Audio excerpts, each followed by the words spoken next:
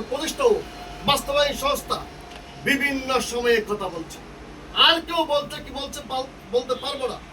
আমি মানবাধিকার প্রতিষ্ঠিত বাস্তবায়ন সংস্থা জেলা শাখার পক্ষ থেকে বারবার বিবৃতি দিয়েছি, বলেছি যে মানুষের ভোটাধিকার হরণ করা এটা মৌলিক অধিকার, মানুষের মানবাধিকার হরণের একটা অন্যতম সত্য।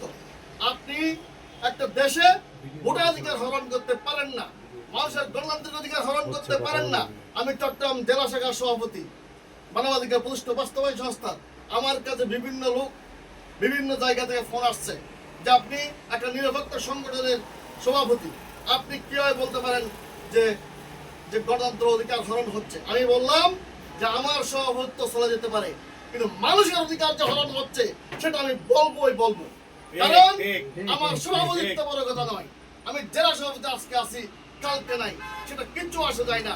কিন্তু মানুষের অধিকার যে হরণ করলেন, মানুষের মৌলিক অধিকার যে হরণ করলেন, সেই জন্যই আমি জেলা শাখা সাইনবোর্ড দিয়ে সেদিন কথা বলেছি যে আপনি জনগণের অধিকার ফিরিয়ে দেন।